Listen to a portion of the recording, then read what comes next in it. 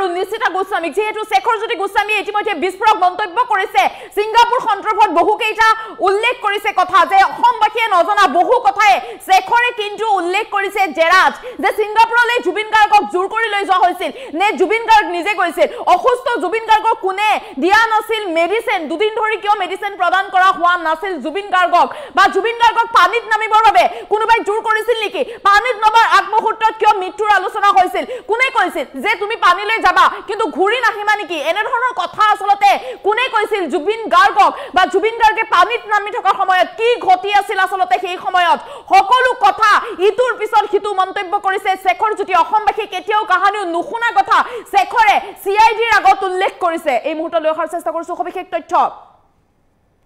আজি সিআইডিৰ কাৰ্যালয়লৈ তলব শেখৰজ্যোতি গোস্বামীক শেখৰে কৰিছে কেইবাটাও বিস্ফোৰক মন্তব্য অমৃত প্ৰভা নিশিতা গোস্বামীকো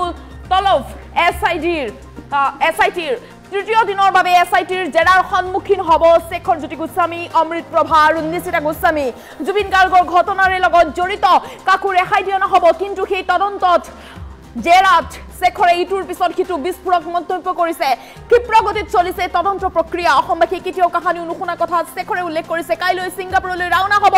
অসম পুলিচৰ দল আৰু তাৰ পিছতে উলাই পৰিব ঘটনাৰ প্ৰকৃত ৰহস্য সিংগাপুৰৰ ঘটনাস্থলীত তন্নকৈ সকলো পৰীক্ষা কৰিব অসম আৰক্ষীয়ে সকলো লোককে কৰা হ'ব সোধপোছ কেতিয়াও দুখী খালি যাবলৈ দিয়া নহ'ব দুখীয়ে উচিত শাস্তি পাবই সকলো লোককে যেহেতু সোধপোছ কৰা হ'ব আৰু জেৰা চলোৱা হৈ আছে ইতিমধ্যে আছাম সিআইডি কাৰ্যালয়ত শেখৰজ্যোতি গোস্বামী নিশিতা গোস্বামী আৰু অমৃত প্ৰভা মুঠতে জুবিন গাৰ্গৰ ঘটনাৰ লগত জড়িত কাকো ৰেহাই দিয়া নহ'ব কাকো খালি যাবলৈ দিয়া নহ'ব যিসকল ব্যক্তি লগত আছিল সকলোকে ইজনৰ পাছত সিজনক সোধপোছ কৰা হৈছে আনফালে সিংগাপুৰলৈ এতিয়া অসম আৰক্ষীৰ বৃহৎ দল ৰাওনা হ'ব কাইলৈ আৰু তাৰ পিছতে সেই সময়ত উপস্থিত থকা জুবিন গাৰ্গৰ মৃত্যু হোৱাৰ সময়ত উপস্থিত থকা প্ৰতিজনকে সোধপোছ কৰিব সকলোকে সোধপোছ কৰিব মুঠতে কাকো ৰেহাই দিয়া নহ'ব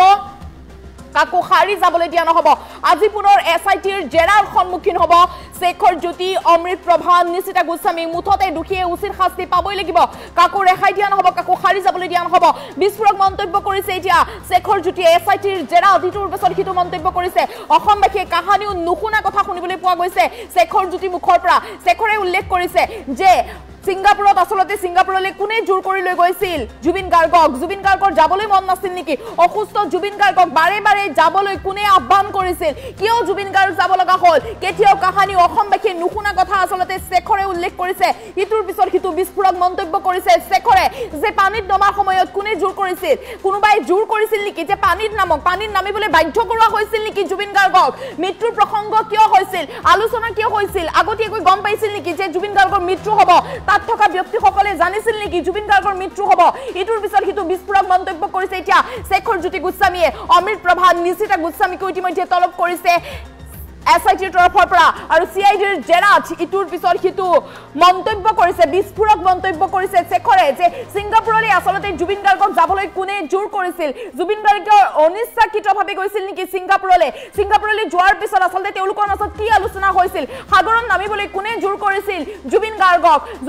যোৱাৰ আগতে সাগৰত পানীত নমাৰ আগতে জুবিন গাৰ্গক মৃত্যুৰ কথা কোনে কৈছিল কিয় ক'ব লগা হ'ল মৃত্যুৰ কথা কৈ আসলতে কি বুজাব বিচাৰিছে মৃত্যুৰ কথা কৈ জুবিন গাৰ্গৰ লগত আসলতে এনে ঘটনা সংঘটিত কৰিম বুলি আগতীয়াকৈ ভাবি থৈছিল নেকি সকলো কথা শেখৰজ্যোতিয়ে ইতিমধ্যে সিআইডিৰ জেৰাত উল্লেখ কৰিছে শেখৰে কৈছে জুবিন গাৰ্গে ন্যায় পাবই লাগিব আৰু তদন্ত কৰক যিমান তদন্ত কৰে কৰক কেৱল জুবিন গাৰ্গে ন্যায় পাবই লাগিব শেখৰে ইটোৰ পিছত সিটো বৃহৎ মন্তব্য কৰিছে কেতিয়াও অসমবাসীয়ে নুশুনা কথা শেখৰৰ মুখৰ পৰা শুনিবলৈ পোৱা গৈছে বিস্ফোৰক মন্তব্য কৰিছে শেখৰে আৰু যিহেতু জেৰা চলোৱা হৈছে ঘণ্টা ধৰি আজি কিন্তু জেৰা অতি দীঘলীয়া হ'ব আজি দীঘলীয়া সময়ৰ বাবে জেৰা চলোৱা হ'ব শেখৰে যেহেতু বিস্ফোৰক মন্তব্য কৰিছে বুলি ক'ব লাগিব সিংগাপুৰ সন্দৰ্ভত শেখৰে ইটোৰ পিছত সিটো মন্তব্য কৰি গৈছে সিংগাপুৰলৈ যাবলৈ আসলতে জুবিন গাৰ্গক কোনে লগ ধৰিছিল কোনে জোৰ কৰিছিল পানীত নমাৰ আগত কিয় মৃত্যুৰ প্ৰসংগ আলোচনা কৰা হৈছিল কিয় মৃত্যুৰ কথা কোৱা হৈছিল পানীত নামিবলৈ কোনে জোৰ কৰিছিল পানীত কিয় নমাই দিয়া হৈছিল জুবিন গাৰ্গক সকলো কথা ইতিমধ্যে ইটোৰ পিছত সিটো বিস্ফোৰক মন্তব্য কৰিছে শেখৰজ্যোতিয়ে আৰু তৃতীয় দিনৰ বাবে এসআইটিৰ জেৰাৰ সন্মুখীন হ'ব শেখৰজ্যোতি গোস্বামী নিশিতা গোস্বামী আৰু অমৃত প্ৰভা তিনুকে কৰা হ'ব জেৰা আৰু আজিৰ জেৰা কিন্তু দীঘলীয়া সময়ৰ বাবে হ'ব ঘণ্টা ধৰি আজি চলিব জেৰা কালিৰ জেৰা যেহেতু শেখৰে বহুকেইটা মন্তব্য কৰিছে গতিকে আজি জেৰা চলিব দীৰ্ঘ সময়ৰ বাবে ইয়াৰ উপৰি অসম আৰক্ষীৰ এটা বৃহৎ দল গৈ কাইলৈ ছিংগাপুৰত উপস্থিত হ'ব কিয়নো সেই সময়ত জুবিন গাৰ্গৰ মৃত্যুৰ সময়ত কিমান লোক উপস্থিত আছিল কোন কোন আছিল কি প্ৰসংগ আলোচনা কৰা হৈছিল সকলো সোধা হ'ব সেই সময়ত সেই স্থানত থকা সকলো লোককে খুদপুজ কৰা হ'ব মুঠতে কাকো ৰেহাই দিয়া নহ'ব কাকো খাৰি যাবলৈ দিয়া নহ'ব অসমৰ মূল্যৱান সম্পদ হেৰাই গৈছে এয়া কেতিয়াও আমি সহ্য কৰিব নোৱাৰো অসমবাসীয়ে কেতিয়াও সহ্য নকৰে সকলোকে জেৰা চলোৱা হ'ব সকলোকে খুদপুজ কৰা হ'ব মুঠতে দুখীয়ে উচিত শাস্তি পাবই লাগিব ঘটনাৰ তদন্ত ইতিমধ্যে যেহেতু চলি আছে আৰু ক্ষিপ্ৰ গতিত হ'বলৈ গৈ আছে কাইলৈ অসম আৰক্ষীৰ বৃহৎ দল ছিংগাপুৰত গৈ উপস্থিত হোৱাৰ পিছতে চলিব অধিক তদন্ত যেহেতু খুদপুজ কৰা হ'ব জুবিন গাৰ্গৰ সেই অনাকাংক্ষিত ঘটনা সংঘটিত হোৱাৰ সময়ত আসলতে কোন কোন লোক সেই স্থানত উপস্থিত আছিল সকলোকে জেৰা চলোৱা হ'ব সকলোকে খুদপুজ কৰা হ'ব মুঠতে দুখীয়ে উচিত শাস্তি পাবই লাগিব কাকো এৰি দিয়া নহ'ব কাকো খাৰি যাবলৈ দিয়া নহ'ব অসম আৰক্ষীৰ বৃহৎ দল গৈ কাইলৈ ছিংগাপুৰত উপস্থিত হ'ব আৰু এয়া ইতিমধ্যে আজি তৃতীয় দিনৰ জেৰা শেখৰ জ্যোতি গোস্বামী অমৃত প্ৰভা নিশিতা গোস্বামী তিনিওকে আজি জেৰা পুনৰ চলোৱা হ'ব আজি দীঘলীয়া সময়ৰ বাবে জেৰা চলোৱা হ'ব কিয়নো শেখৰে কালিৰ সময়ত কালি CIDৰ আগত বহুকেইটা অসমৰ ৰাইজে নজনা কথা কৈছে ছিংগাপুৰ সন্দৰ্ভত ছিংগাপুৰত জুবিন গাৰ্গৰ মৃত্যুৰ সন্দৰ্ভত ইটোৰ পিছত সিটো বিস্ফোৰক মন্তব্য কৰিছে শেখৰ জ্যোতিয়ে আৰু গতিকে আজি পুনৰ চলা হ'ব জেৰা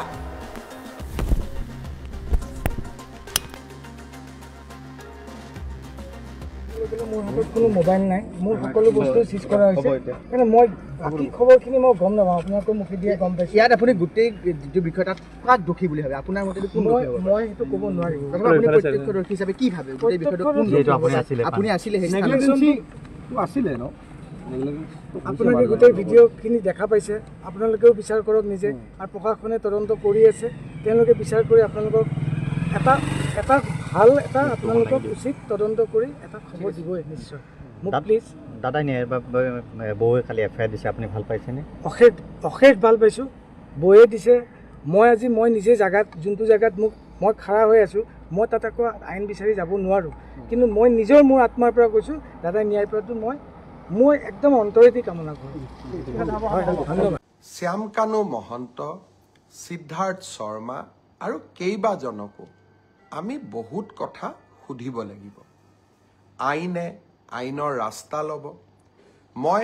আজিৰ এই ফেচবুক লাইভৰ জৰিয়তে শ্যামকানু মহন্ত আৰু সিদ্ধাৰ্থ শৰ্মাক ক'ব বিচাৰোঁ যে আপোনালোকে জনতাৰ ধৈৰ্যৰ সৈতে খেলিবৰ বাবে চেষ্টা নকৰিব 6 অক্টোবৰ তাৰিখে আমি আপোনালোকক অসমত বিচাৰিছোঁ আৰু আপোনালোকে ফেচবুক লাইভ কৰি বা একোখন পত্ৰ লিখি জনতা আৰু আইনৰ পৰা হাৰিব আপোনালোকে নোৱাৰিব আপোনালোকে যদি সঁচাকৈ আপোনালোক নিৰ্দোষী সাহসেৰে আহক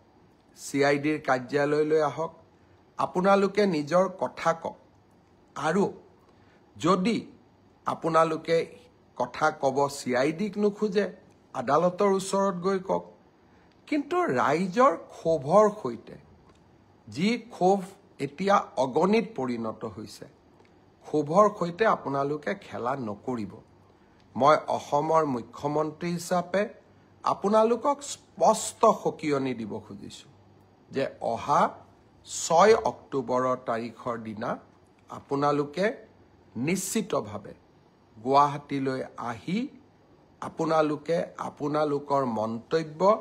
আপোনালোকৰ বক্তব্য আগবঢ়াওক আইনে আইনৰ মাজেৰে গতি কৰিব আৰু যে জুবিনৰ ঘটনাৰ সৈতে জড়িত সকলো কেইগৰাকী ব্যক্তিক আইনৰ সন্মুখলৈ অনাৰ দায়িত্ব অসমৰ মুখ্যমন্ত্ৰী হিচাপে মোৰ আৰু সেই দায়িত্ব মই কৰ্তব্য নিষ্ঠাৰে সৈতে পালন কৰিম দায়বদ্ধতাৰে সৈতে মই পালন কৰিম আগতেও বহু এনেকুৱা ঘটনা হৈছে আসামী কেতিয়াবা 2টা দিন পলাই থাকে কিন্তু আইনৰ হাত বহু দীঘল আইনৰ ধৈৰ্য আছে আৰু আইনে কেনেকৈ আগবাঢ়িব লাগে তাৰ বিষয়ে আইনে জানে আৰু আইনে কাকো ৰেহাই নিদিয়ে কৰিব এইখন চৰকাৰে শ্যামকানু মহন্ত সিদ্ধাৰ্থ শৰ্মাৰ দৰে ব্যক্তিৰ ওচৰত শিৰ নত কৰিব এইখন চৰকাৰে অসমৰ ৰাইজৰ ওচৰত শিৰ নত কৰিব সিদ্ধাৰ্থ শৰ্মা আৰু শ্যামকানু মহন্তৰ ওচৰত শিৰ নত নকৰে আৰু সেইবাবে মই সিদ্ধাৰ্থ শৰ্মা আৰু শ্যামকানু মহন্তক কম যে ঘটনা প্ৰবাহ বহু দূৰলৈ যাব নিদিব আইনৰ কোনোবাই যদি ভাবিব পাৰে যে আমি আদালতত যাম এন্টিচিপেটৰী বেইল ল'ম ইণ্টাৰিম বেইল ল'ম এই প্ৰচেষ্টাবিলাক কৰা উচিত নহয় কাৰণ জুবিন এগৰাকী জাতীয় সম্পদ জুবিনৰ হত্যাৰ প্ৰতিটো মুহূৰ্তৰ ঘটনা তন্ন কৰি ৰাইজৰ আগত আপোনালোকে ক'ব লাগিব আৰু মই ভাবো এই কাম আপোনালোকে কৰিব আৰু আপোনালোক শ্যামকানু মহন্ত সিদ্ধাৰ্থ শৰ্মাৰ বিৰুদ্ধে আমি লুকআউট নটিচ ইস্যু কৰিছো অৰ্থাৎ তেওঁলোক এতিয়া বিদেশলৈ পলাই যাব নোৱাৰে শ্যামকানু মহন্তৰ প্ৰত্যেকটো একাউণ্ট পেন কাৰ্ড তেওঁৰ ক্ৰেডিট কাৰ্ড আমি সকলো ফ্ৰিজ কৰিছো যাতে তেওঁ বহু দিনলৈ বাহিৰত থাকিব নোৱাৰে আৰু 6 অক্টোবৰৰ দিনাখন লৈকে যদি সিদ্ধাৰ্থ শৰ্মা আৰু শ্যামকানু মহন্ত নাহে অসম পুলিচে আপ্ৰাণ প্ৰচেষ্টা কৰিব তেওঁলোক য'তেই আছে তাৰ পৰা আমি উভতাই অসম ভূমিলৈ লৈ অহা